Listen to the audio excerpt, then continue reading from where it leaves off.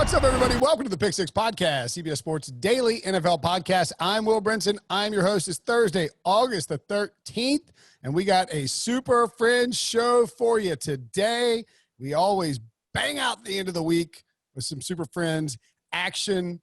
John Breech, Ryan Wilson, and myself. We're going to do some news. Plus, we will talk about the top quarterback and coaching duos in the NFL. In the feed currently, should you be so inclined to go listen, there's a mailbag for Monday.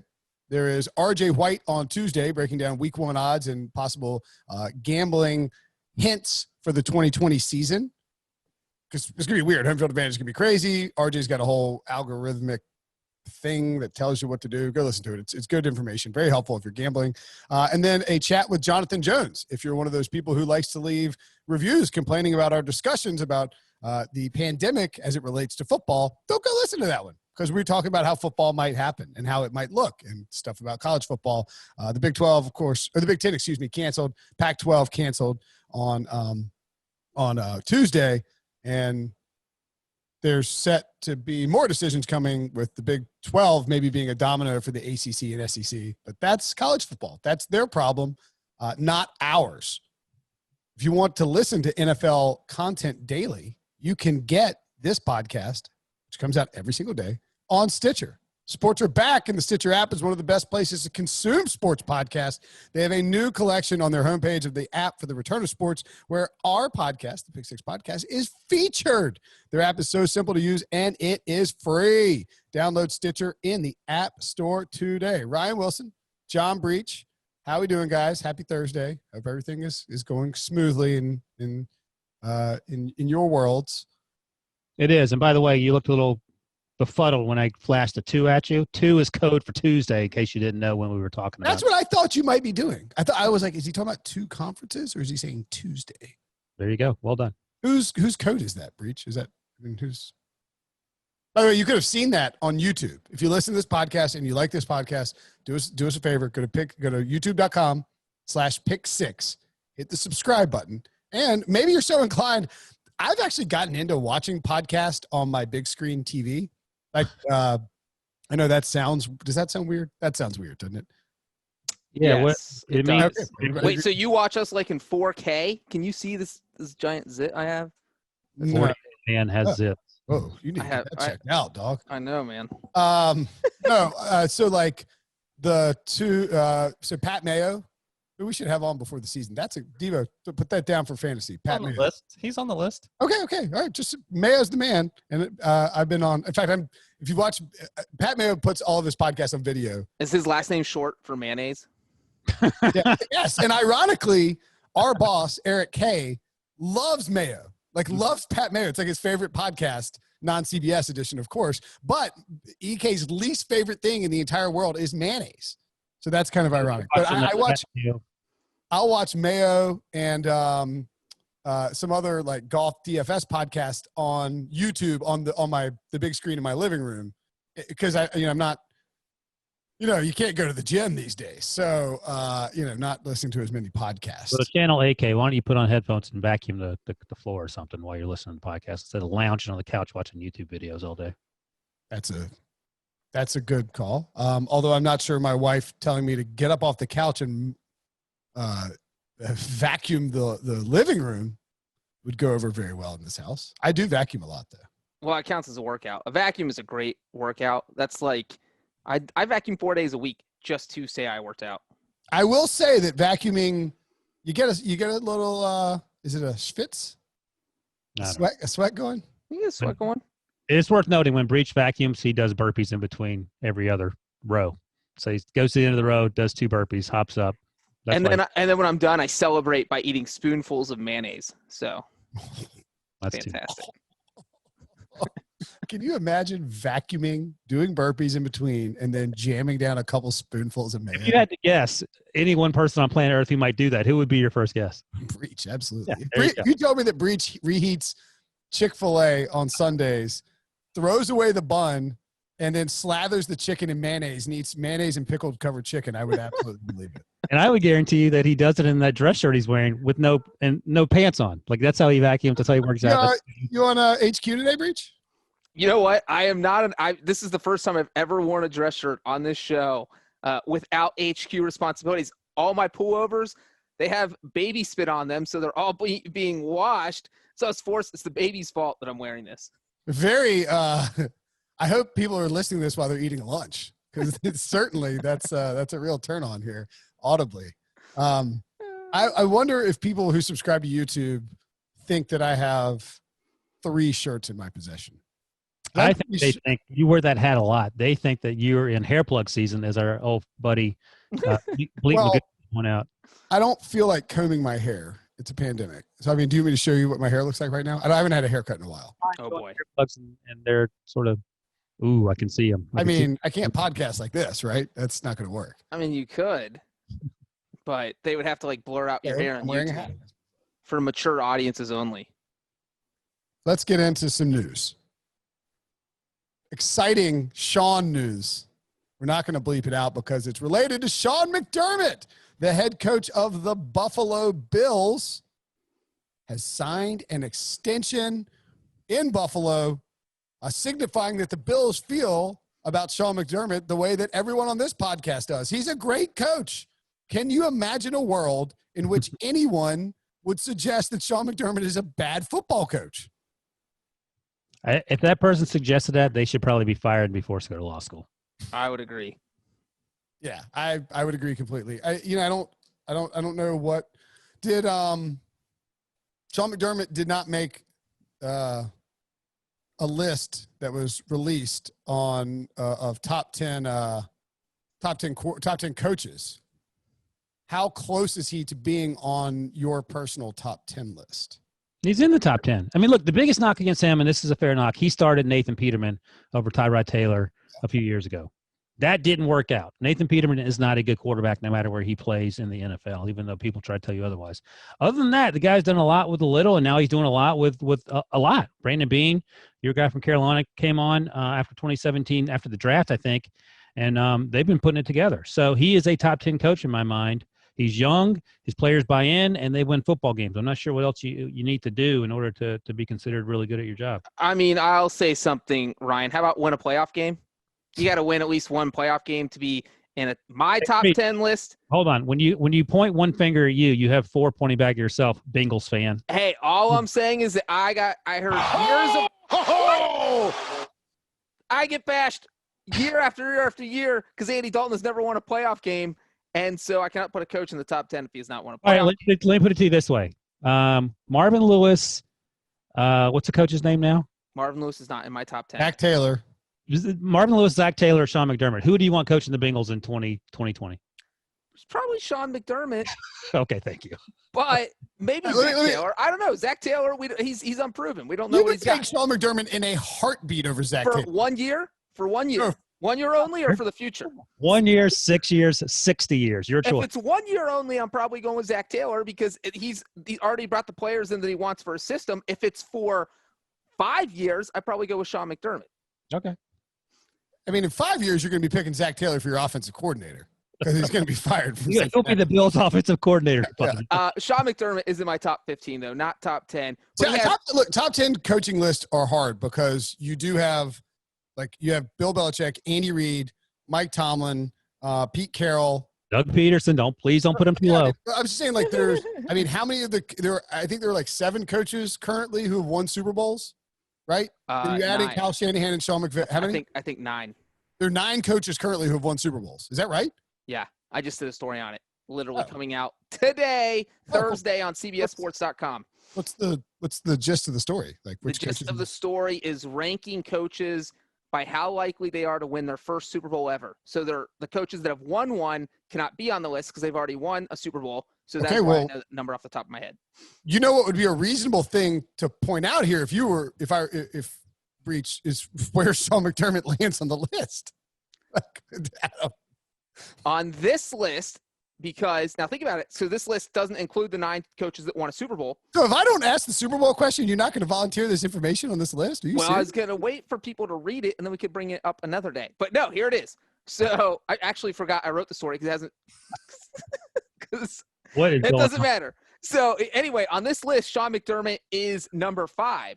Okay. So But if you also throw in the 9 coaches who have won a Super Bowl, he obviously falls down a peg. All right, let's guess. All right, so I think the obvious 1 and 2 for you would be Kyle Shanahan and Sean McVay on this list. They are in the top 4, but they are not 1 and 2. Okay, all right, hold on. Let's hold tight. Bruce Arians has to be up there.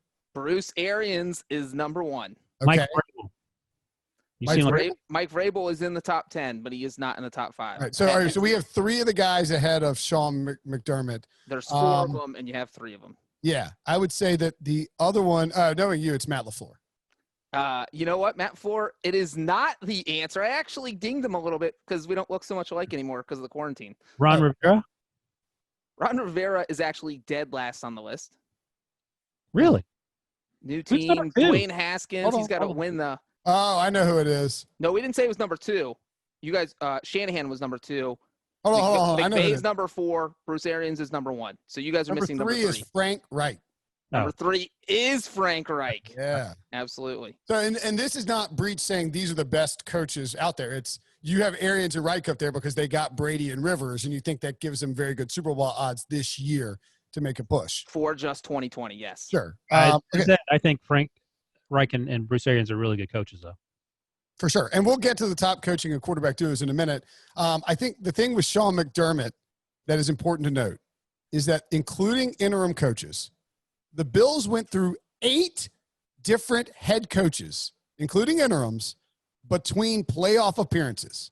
The last time they went to the playoffs was 1999. This last time before Sean McDermott showed up. 1999, Wade Phillips' second year. Wade Phillips was fired the year after because Wade Phillips just can't catch a break. He went to the playoffs 2 out of 3 years. Wade Phillips benched Doug Flutie for Rob Johnson in the playoffs, and that wasn't a great call. But, yeah, and I agree. Is that the Tennessee Miracle? Or is that the – I can't remember that far back. I think it was. What year? 99. 99? Because I remember – Yeah, that was the Music City Miracle. Music City Miracle, yeah. What is Tennessee Miracle? What's wrong with me? I remember watching it in my grandfather's office down in Florida over like the holidays or whatever. I think maybe. Anyway, I don't know why we were down there. Anywho, Sean McDermott has been to the playoffs 2 out of 3 years. He went to the playoffs in 2017 with a team that had a negative 57-point differential. That's ridiculous. And started Nathan Peterman. Yes, they started Nathan Peterman in 1 game. I think at the time we were like, this guy's blowing his chances to go to the playoffs. Going to the playoff, getting that Bills team to 9-7 was good coaching. It was a little bit of luck, but good coaching. They went 6-10 the next year, and that sort of hurts his overall record. But then 10-6 in 2019, and they had one of the best defenses in football. Now, the offense and what happens to Josh Allen will certainly affect Sean McDermott's how we perceive Sean McDermott over the long haul, and Brandon Beane, the GM there as well. But I mean, I kind of look at the Bills as a potential East Coast version of the Seattle Seahawks from how they constructed their roster and their philosophy of approaching how they want to play. I am not suggesting that Josh Allen is Russell Wilson. I don't think that's the case. But Josh Allen, I think, does have a lot of upside. And if he manages to capitalize on that upside, then the Bills could open up a Super Bowl window that's, a decade long.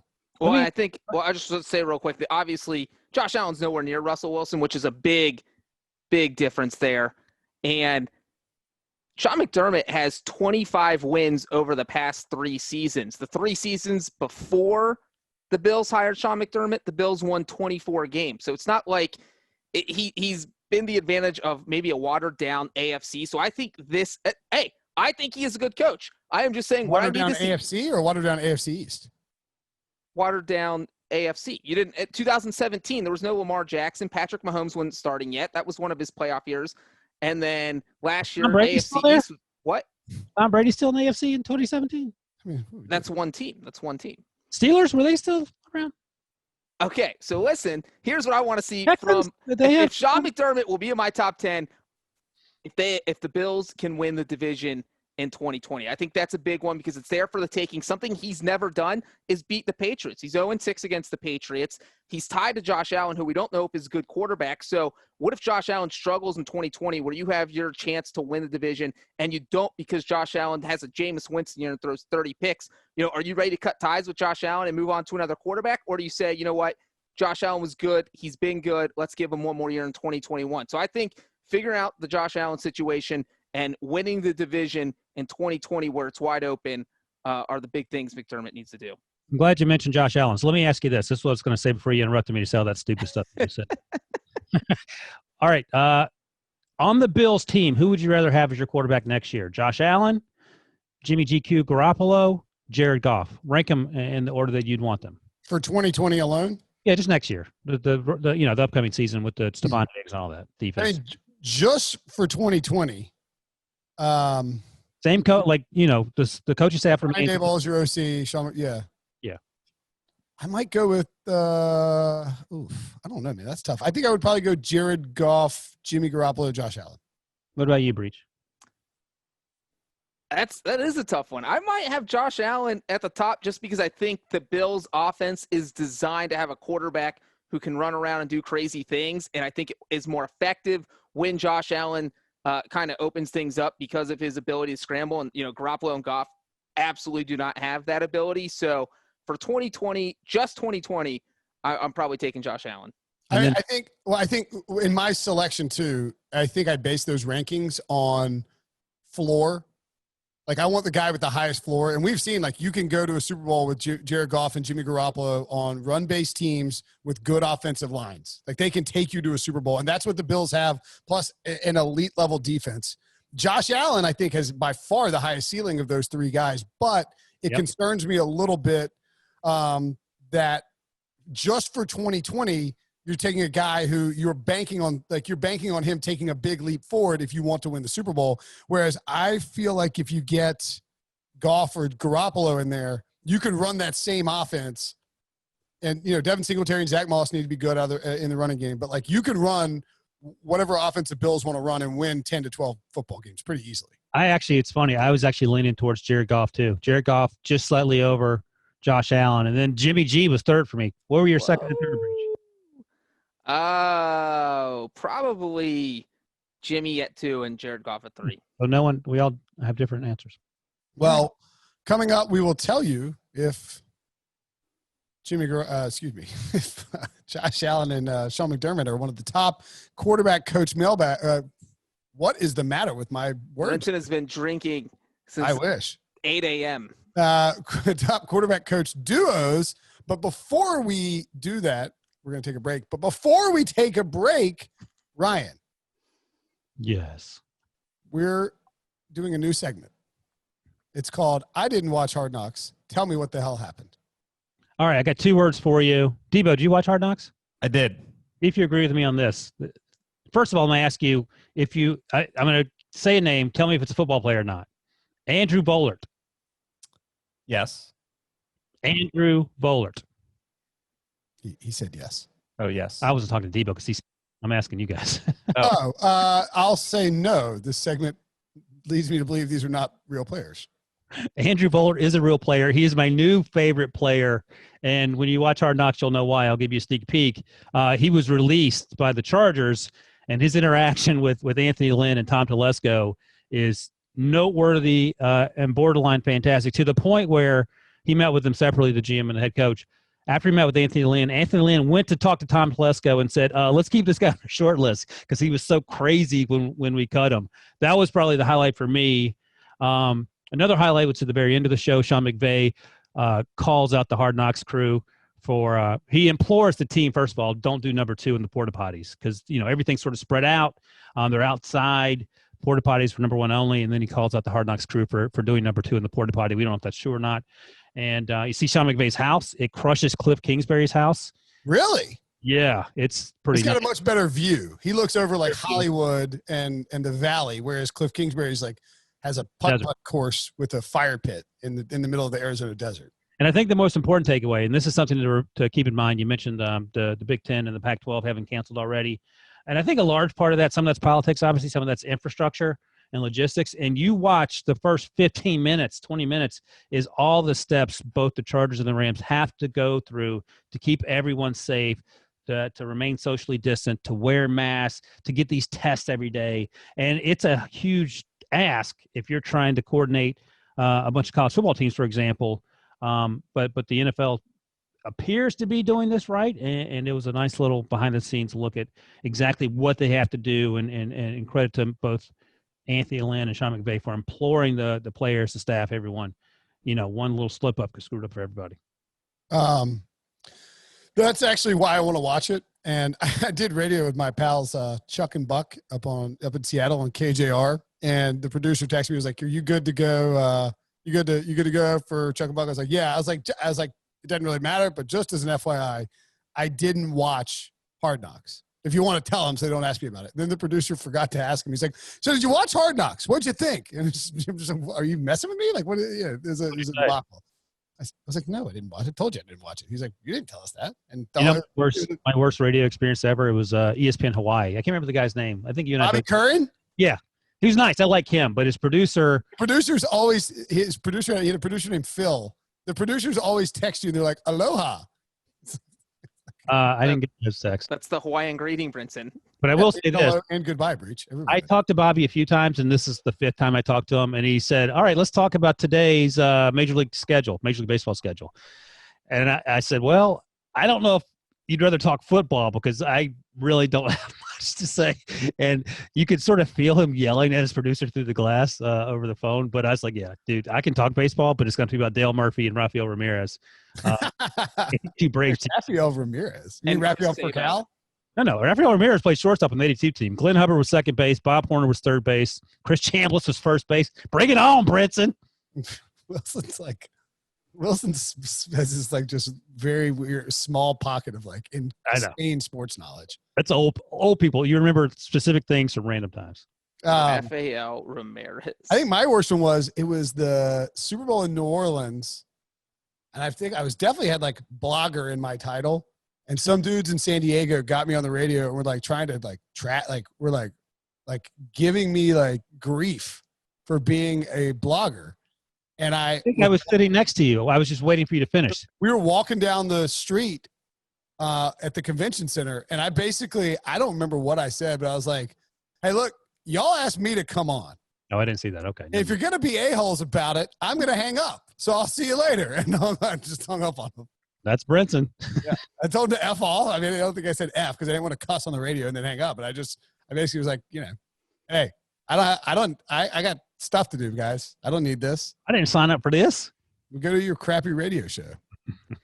That's like the time our friend in law school got asked to do a 5 a.m. Pacific hit with an unnamed radio station, and then they blew him off. Who it is? He bashed the Patriots, and WEEI was like, "Can you come on it?" And on our morning show with, I think it's like Felger and Maz, who are notorious.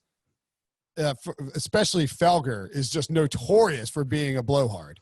I would say that to his face. Tony, I don't know if he's as much of a yammer bammer as Felger is. But anyway, they had, I think this is them. They had him on, and those guys are 98.5 the Sports Hub. So I'm just insulting Felger for no reason. I apologize. Yeah, so they have 5 a.m. Pacific time, and then he gets up at 4:30, and then they're like, "Yeah, 5:01. We don't need you, man. Sorry." Yeah, I would be pretty irate. I would just not do it. You just don't do that radio hit. If you got to be up. Oh yeah, you definitely don't. You don't do any radio hit where you have to get it before like 7:30. What's your worst one, Breech? I don't even know. I was just trying to think about it while you guys were telling that story. And I couldn't think. You don't do a lot of radio, or you do it quietly. You don't tell us about it. You say typically you don't answer the phone. I keep my radio hits to a minimum so that if people want to hear me talk and hear what I have to say, they have to come to this podcast. Think about that. I do radio and promote the podcast. That's Breeches is one way of doing it. All right, let's take a quick break. When we come back, the best quarterback coach duos. Where will Sean McDermott and Josh Allen rank? All right, so we and by the way, Ryan, you will be assigned to review Hard Knocks for us each and every week. I hope you're prepared. Actually, for that. I enjoyed it. The last few years, I've sort of been in and out on it. This was good. Whose HBO Max password did you steal? I have HBO Max, and I have, if you have Roku, the HBO Max app has not been updated yet. Get on that HBO. So I just have the regular HBO. You know what? I discovered that you get all the HBO. Oh, first of all, if you have AT&T, do you guys have AT&T wireless? No, I have Verizon Fios. Negative. I have Xfinity. Sometimes I have Verizon Fios too. If you have that's a joke between me and Debo. If you have AT&T, either cell phone or wireless, I think you get free HBO. A free HBO Now account. And Hulu has HBO stuff incorporated into it as well, I think. I get Hulu through Spotify Breech, so that I don't think I get it. Oh, I was just gonna say there's also a free 7-day trial, of HBO Max. So if you wait till episode 5, you could sign up for the trial and watch every episode. How do you get Hulu through? I've had Spotify forever, and they sent out a year or 2 years ago. They said you can get Hulu free, like with ads, just through your Spotify account. So I have to watch commercials, but I don't watch a ton of Hulu. My kids probably watch more than I do. Sure. You know what the best streaming service is, by the way? CBS All Access. As we're recording this, 3:01 p.m. on Wednesday, August 12th. I'm actually going to be slightly distracted during this podcast because I will be firing up my CBS All Access account and watching the champions. Which game are you going to watch? The PSG. Can you name one player on PSG? That's an easy one. Oh, dude. Name two. Name two? Such a good two. You can name one. Once you hear the one name, you're going to be upset with yourself. Ronaldo? Neymar. Oh. Dagger. All right, Debo knows another one. Do you know another one? What? He's a famous 19-year-old. He's known for being 19 and perennially 19 years old. Not Jason. I don't think you can perennially be 19. That's not perennial. It's a joke. But like Jason Tatum is 19 years old still. This guy made a big name for himself in the World Cup a couple of years ago. Oh, I know who it is. I can't remember his name. Killian's his first name. Killian? Yeah. Who is it? Tell him, Debo. Mbappe. Oh, yeah. The French guy. You got it. I find it hard to – I don't know why. Like, all these other sports that I watch, I don't have trouble figuring out who's on what team. And it is just really hard with soccer because there are so many soccer teams. Yeah. No, there are a ton of soccer teams. That's fair, right? Yeah, like I don't watch a lot of Italian soccer, and the only French soccer I watch is usually PSG, but I watch a lot of English Premier League soccer, so you'll figure it out if you watch enough. Okay. By the way, F you for not thinking I didn't know who was playing. Atlanta versus PSG. Come on, get out of here. What else are you watching on All Access? Any updates on the All Access front with the new catalog? Yeah, I mentioned Mr. Magoo. Me and my 8-year-old watch Mr. Magoo. That's on Nickelodeon. So Mr. Magoo updated. That's a good show. Reno 901. I'm all over that. And of course the soccer I do watch All Access. They used to have Frasier. I talked about that previously because I know me and Brinson's mom love Frasier. My mother-in-law. So if you want to catch the back episodes of that, that's as far as I've gotten. Wait, Twilight Zone. Frasier. They have all the Frasiers on CBS All Access. They did back in January, February. I haven't double checked, but what do we think? Should I get my mother-in-law to sign up for All Access or give her my login? Why not? Should I just give her my login? Throw her a bone. Tell her what Frasier is. No, she's helping support you by $5 a month at a time. True. And if you sign up, we sound like a free promo here, but you get everything now. You get Comedy Central, MTV, Nickelodeon, all the Viacom stuff is included with CBS All Access. That's right. That didn't happen. RuPaul, baby. I was going to say all 11 seasons of Frasier on All Access. Okay. There it is. That's Frasier was on in the background when my wife is in labor. It's the only thing we could find. Yeah, we didn't think through the process of taking a bunch of like DVDs or like a Roku or anything like that. We just rolled up and we're like, man, we really wish we had something to watch here. And I see. Yeah. We're flipping through. It's like the only thing on was Frasier. We're like, oh my God. Yeah, my first son was born in 2007, so there was no. I mean, unless you were going to take the TiVo from the house, like roll in with your you wheel in like a TV strap to the cart. Oh, don't worry about it. All right, let's get to the matters at hand. This podcast really is just a disaster. Football will be here soon enough, folks. Brinson wanted to name the podcast Off the Rails, which is perfect because somehow we just go off the rails every week and forget what we're talking about. Absolutely. And in fact, we will discuss an aspect of that, the whole, oh, look, a squirrel thing that goes on in my brain on Friday's show when someone asked a mailbag question about our tangents and whatnot. Oh, my goodness, what a bad miss. We will answer all the mailbag questions on Friday, and it's going to be early because we're going to do Nerd Week the week after that. Aaron Schatz is a Football Outsider is going to join us first on Monday's show. We haven't recorded that, but it will be ready for you first thing when next week starts. That'll be exciting. And for now, let's start off our discussion of quarterbacks and coaches by answering a mailbag question. If you could play Mad Scientist and remake the league, what coach quarterback combos do you think would be the best? AKA, this is from Joey Crenshaw of the Apple Podcast, AKA a downfield passer like Carson Wentz paired with Bruce Arians. I think this is a pretty awesome question. What will you? The easy answer is any quarterback with McVay and Shanahan. Andy Reid. Okay, well, all right, hold on. So we're going to get into the top guys as well, but first we're going to talk about the combos we would like to see. All right, I'm going to do dark horse quickly. Bruce Arians, Josh Allen. That's a great combo. Although Josh Allen's accuracy down the field has not been very good. Needs taller receivers. Mike Evans and Chris Godwin. Boom, done. Josh Allen would be very intriguing in a Bruce Arians offense. If we're doing dark horse, I am going to go with Jameis Winston and Andy Reid. That's my dark horse. That's disgusting. What does it matter with you? Well, if you throw 30 interceptions, it doesn't matter if you're throwing 65 touchdown passes. Breech, are you okay if we put that one on social? I just want to confirm now in case you get blasted.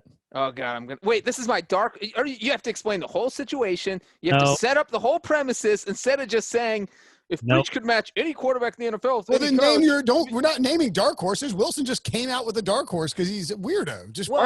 He said a dark horse. I was trying to keep the theme going. You don't like dark horses, Brinson? Is that what you're saying? What? Breech tries to be edgy until it blows up in his face. It's like, no. I didn't mean that. You'll get like 5 Instagram followers out of it.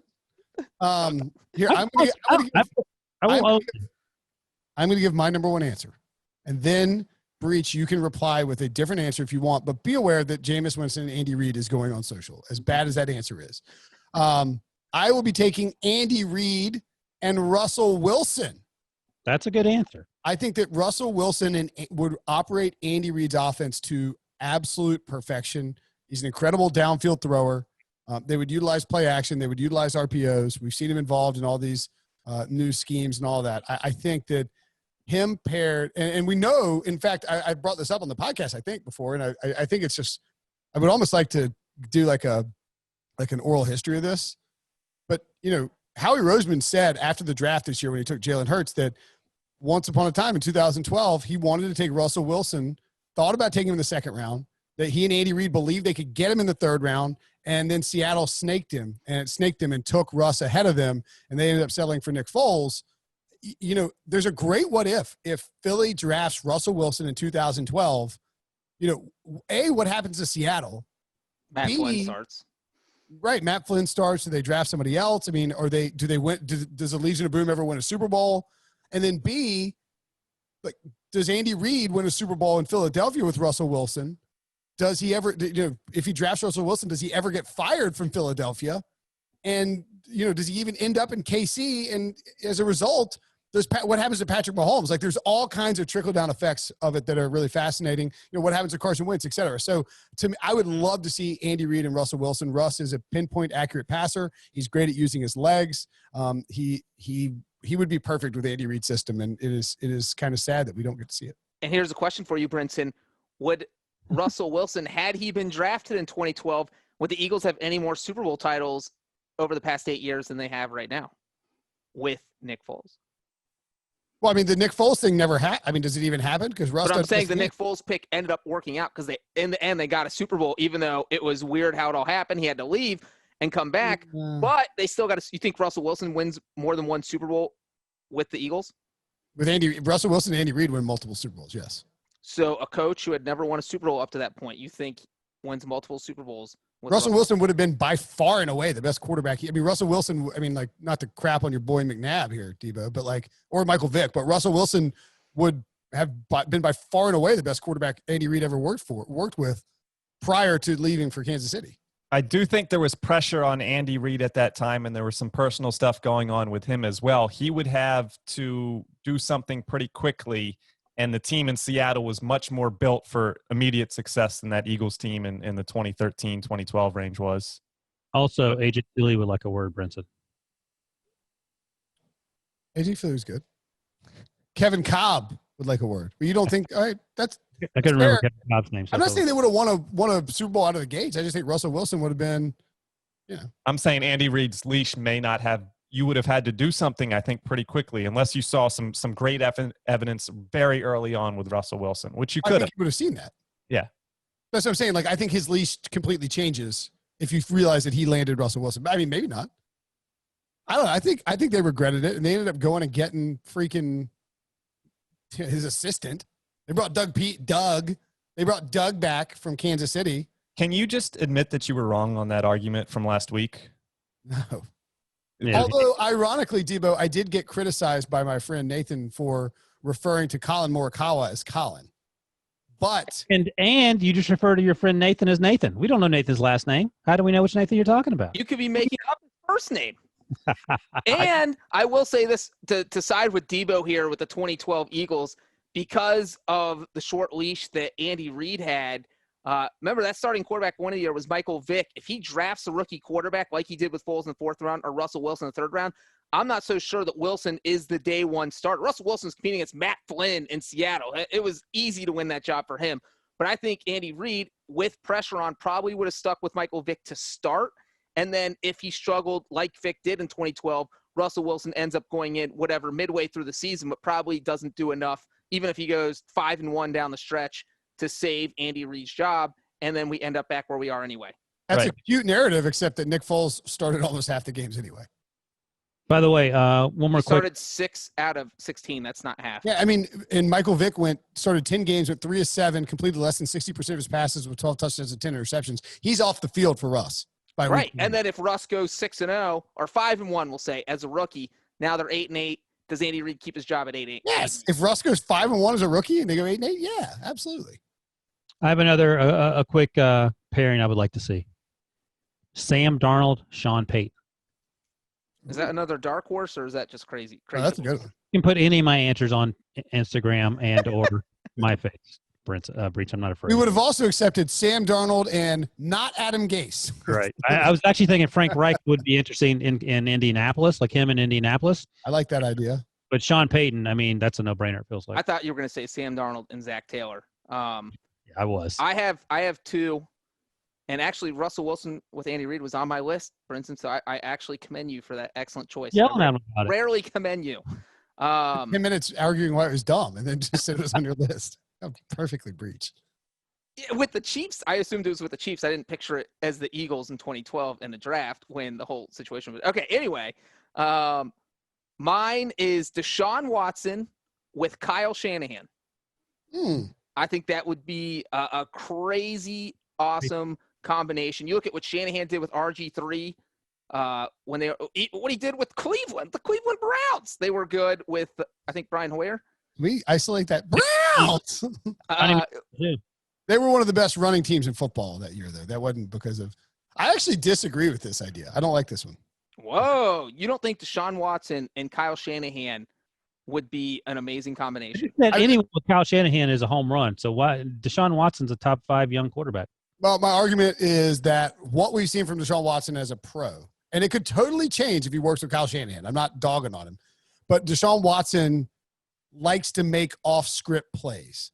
And I don't know that that's what works well in Kyle Shanahan's offense. And yes, Ryan, you could make the case that that's Billy or Brinson's fault. No. I make the case that RG3 did that his rookie season, and that they were still they got all the way to the playoffs. They won, I think they won 7 in a row to get there. I mean, if the throw isn't there inside the scheme that they've designed, Deshaun Watson likes to hold the ball and try to make something happen. Yeah. He doesn't like to get rid of it. I don't know that that's what Kyle Shanahan would want. I mean, and also half those off-script plays are because the past few years the Texans' offensive line has been so bad that he has someone in his face in 1 second, so he has to go off script because there's no script to be on when the defensive lineman is elbowing you in the face. So Shanahan runs a lot of bootlegs. He gets you out of those situations. So I think they would be an excellent combo. Hold on. Let me ask Brinson, though. Would you rather have Jimmy G in that offense or Deshaun Watson in that offense? Deshaun Watson. I mean, give me the ceiling. I'm just saying that I don't know that, like, that's the I actually wrote down Aaron Rodgers and Kyle Shanahan because I think that Kyle Shanahan is the guy that would convince Aaron Rodgers to operate inside the system instead of trying to freelance. And he does those bootlegs, and Rodgers is so good. Rodgers' accuracy is way up. He doesn't turn the ball over.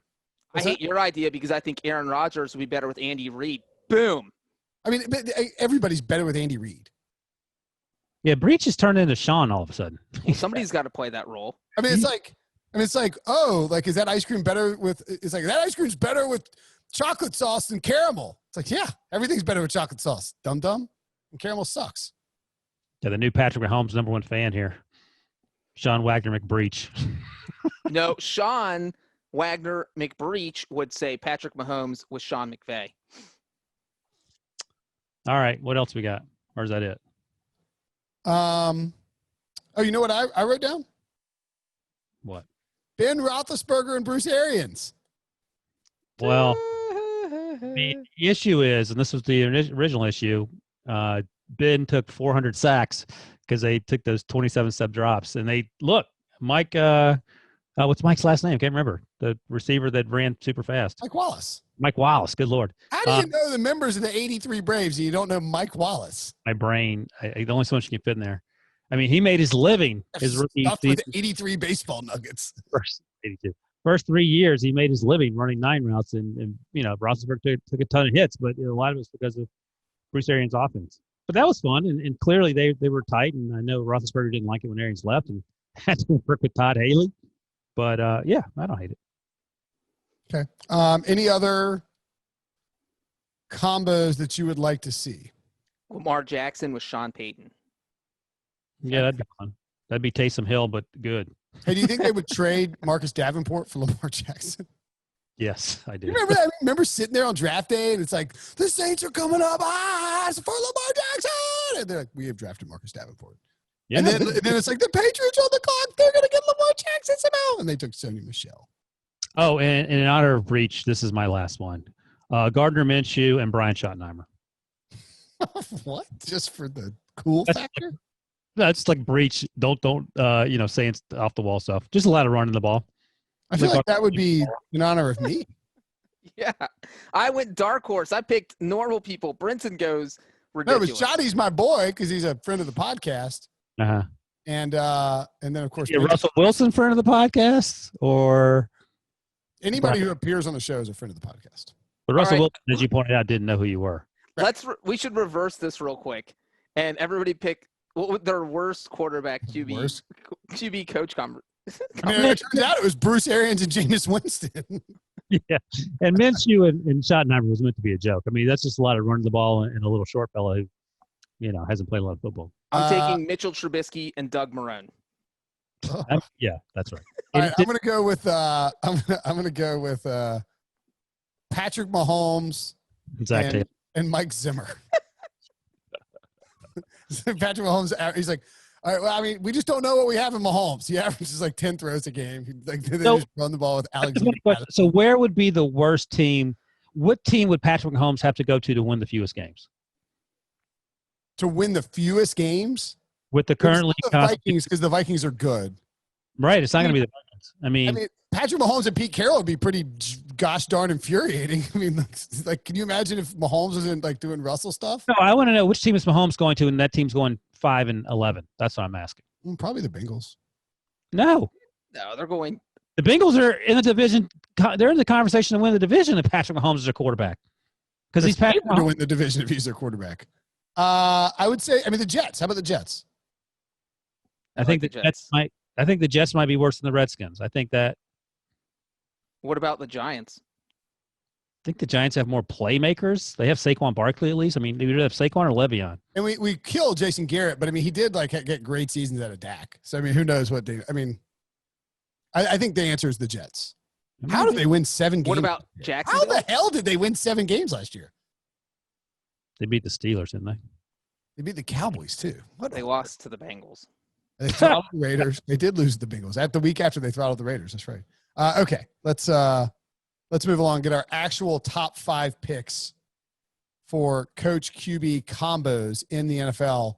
We will start. Breech, you've been kind of getting crapped on. We'll start with you. Is this like a draft? Just pick one, and we won't pick that team. All right. Well, I mean, obviously, with my first pick in my coach QB combo draft, I'm going to take Patrick Mahomes and Andy Reid. I think that's no-brainer number 1. That is the answer. Okay. I wasn't going to do the draft, but I'm going to mix things up with that. Let's do the draft style. That way we're not – I mean, like, we don't need to discuss Patrick Mahomes and Andy Reid, right? That's self-explanatory. Right. Everyone would have to take that as number 1 pick. Number 2 – this is going to be I was going to talk about it anyway because I didn't think it would be among the first mentioned, but they're still my number 2 now. Lamar Jackson and John Harbaugh. I don't have a problem with that. I think that when you look at what Harbaugh did specifically, and he's not an offensive coach. Harbaugh is a CEO, and he went out and got the guys and the pieces necessary. He worked with Eric DaCosta.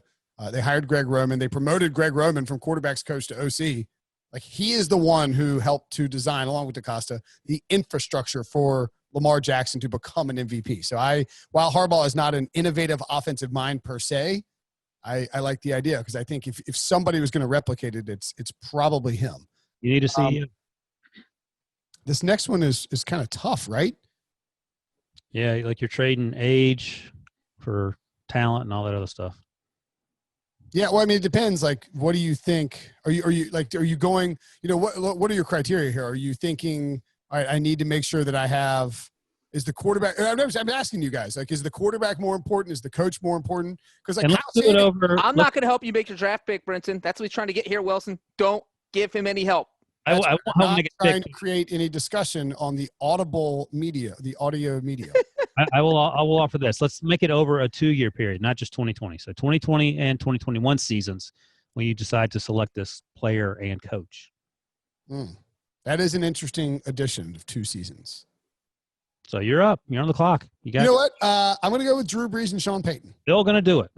That's a terrible. Look, Brees concerns me, but I think you can get 2 years out of Drew Brees. Really? And he's a Hall of Fame quarterback. He's still playing at a really, really high level. He breaks the record for completion percentage every year. And with Sean Payton, you have arguably the second smartest offensive mind in coaching. All right. I don't like the pick. Go ahead, Breech. You're on the clock. I don't like the pick, but I also think hopefully Debo will be sharing our drafts on social media to see who did the best. You know what? I think this needs to be a snake draft so that Brinson gets the next pick. Agree. Oh, okay. It should be a snake draft. That's now, fair. Unfortunately, I'm not prepared on the clock. So I think I might go a little bit rogue here. Oh boy. I know exactly what you're We're gonna do 3 picks each. I've got 2. Oh, it's hard. It's tough. You know what? I'm gonna go. I don't think this is coming back to me. It's 2 years. I'm gonna go off the board. I'm gonna surprise you guys. Oh wow! I know who you're gonna say. I know you're gonna pick. No guess. You're gonna go with Arizona. Yes, good call. Cliff Kingsbury and Kyler Murray. I don't hate that pick. It's a snake draft, so that means there are going to be 4 more picks before I close out anyway, there'll be 4 more picks before my next pick. I don't think Kyler is coming back to me. He has MVP upside this season. Yeah, I'm fine with that. He's in year 2 of the scheme with Cliff Kingsbury. I think Kingsbury, I don't know that Kingsbury's a great NFL head coach. I don't think anybody can know, but he got a lot better, and he has a ton of upside too. So I'm going to gamble on the upside, the young upside, and damn if my lineup isn't handsome. So is it me now? It is Breech. Yeah, it's Ryan. No, Wilson's Ryan in the Breech. sweet spot where he gets the 2 pick every time. Yep. It's me. Okay. You have to know that Zach Taylor and Joe Burrow aren't coming back to you. You have to know that. This is the pick I thought you were going to the layup and why you were promoting the snake draft. I'll go with the layup here. Russell Wilson and Pete Carroll. That is the layup. Is that the layup? I mean, you're getting a great quarterback and you're getting a great coach, but right. I mean, if you're doing Schottenheimer, that's a little more problematic. But if I'm Pete Carroll or if I'm in his ear, I'm saying Russell has to throw the ball 40 times a game.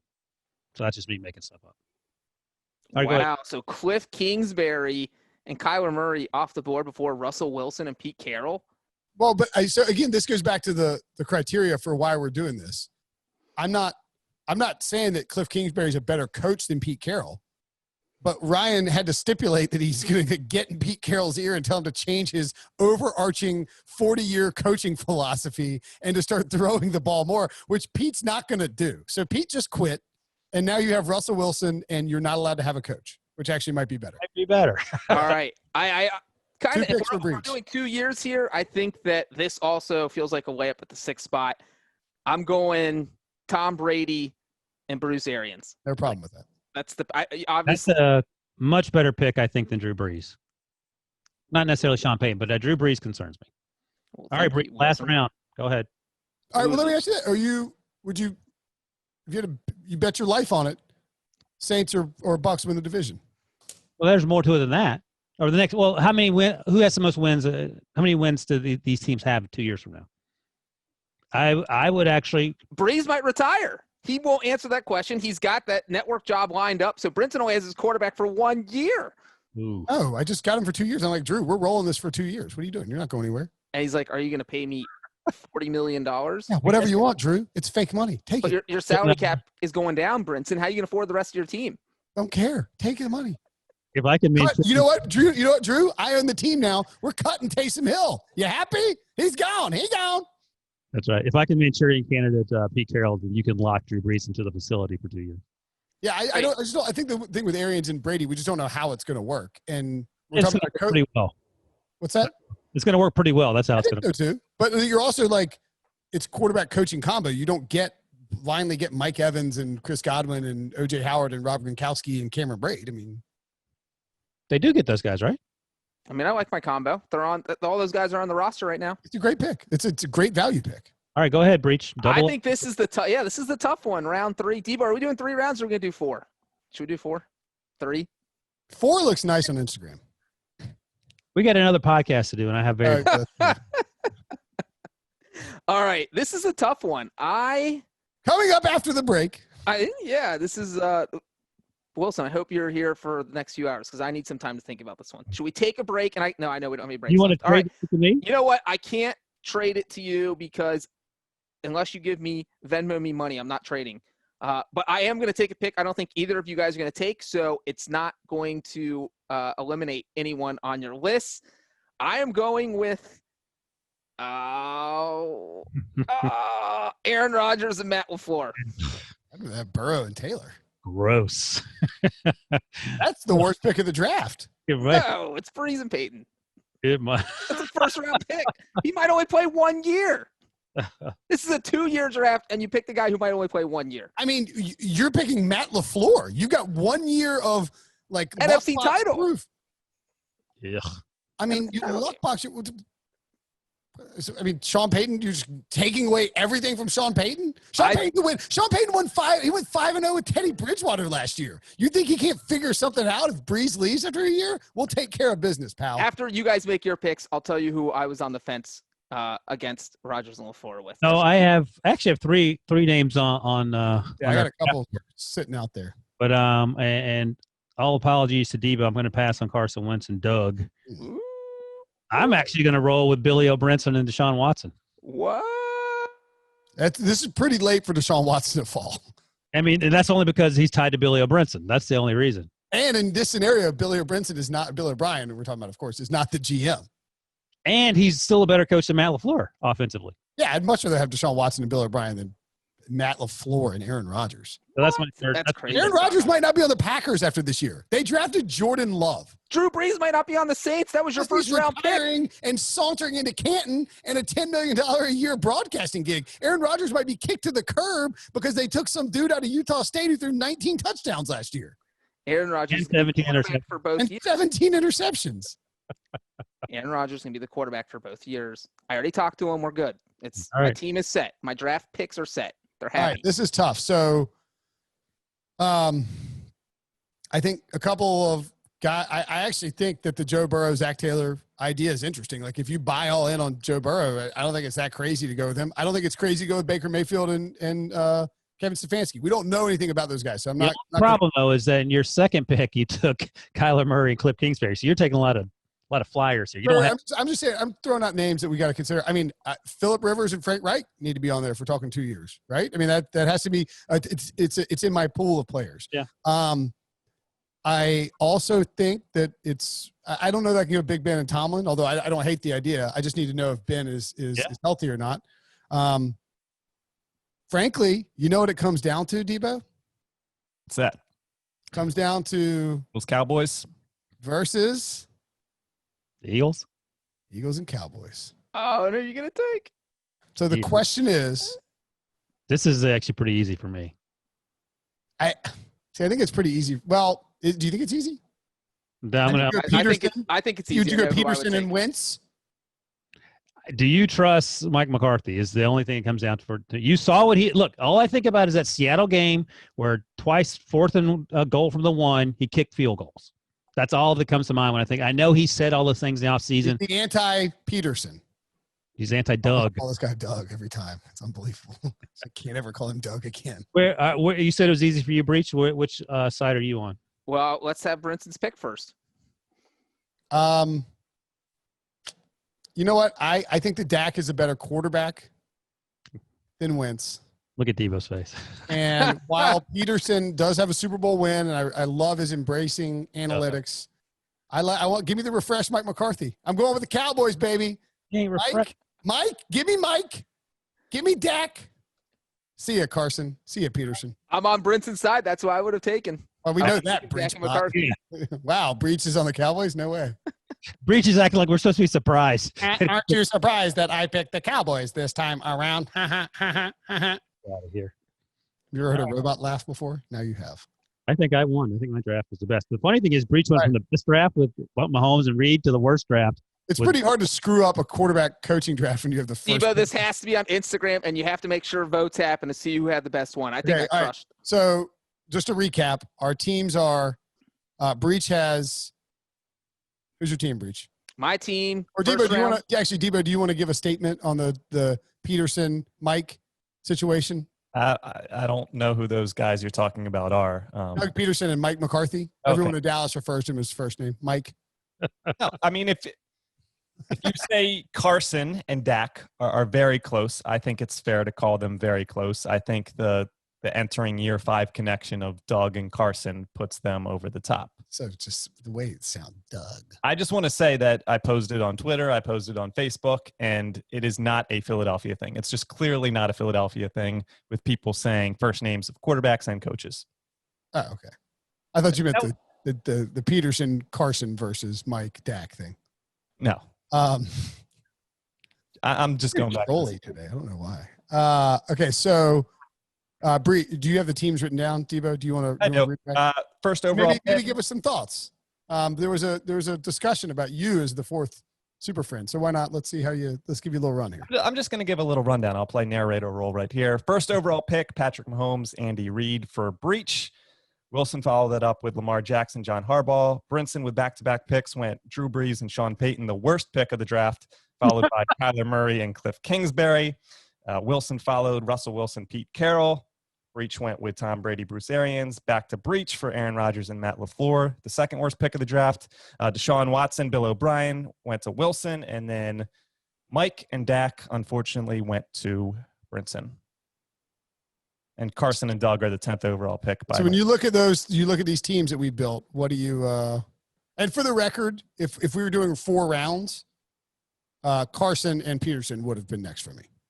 Okay. Let's hear who you were considering. If we had done one more round? Yeah, you were having a tough time. Yeah. I had Carson and Doug, Phillip Rivers, and Frank Reich, and Jared Goff and Sean McVay. Goff and McVay were there for that. May be a misstep by us not going with Goff and McVay. But I had those 3 because I had the last pick in the next round theoretically, so I had to be planned ahead in case all my guys were off the table. Is Shanahan, Jimmy G in that mix at all? Yeah. Yeah. Thought about it.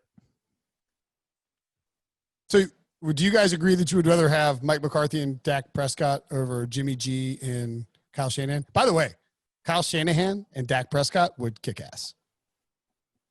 Why is Dak Prescott? Dak holds onto the ball too. Yeah, I'm talking about Deshaun Watson. You weren't crazy about that. I feel like he operates pretty smoothly inside a system. I guess the question is, how would Dak Prescott do in Billy O'Brien's system? Because I would imagine he would look a lot like Deshaun Watson running for his life every play. I think Dak's so sturdy. He just doesn't like. Well, he's just the way he's built. Like Deshaun and Wentz, similar guys in terms of the amount of contact that they have to endure. Like Dak just doesn't. He's just built better than those guys. I don't know why. Those guys seem to take tougher hits. All right. Yeah, I guess. Dak's thick as a brick. Okay. I think the kids say thick with a 2 C's, Debo. 2 C's, 3 C's. Depends on how thick you are. Dak is 4 C's. Did you interview Dak at the Super Bowl? Is that how you know that he's built? Because you looked at him and you were like, wow, you were like. I went to Dak's camp down in Dallas a few years 10 ago. times more ripped than I am. And we got to do a video shoot with him afterwards. It was like a serious talks about things and stuff. So I've interviewed Dak a couple times. I'm the one who told Dak to play out the franchise tag. He listened. No big deal. Do you remember you better than Russell does? Okay, let's get out of here. Coming up tomorrow, Mailbag Friday. Mailbag Monday has been moved to Friday because we are doing Nerd Week next week. Talk to you guys tomorrow.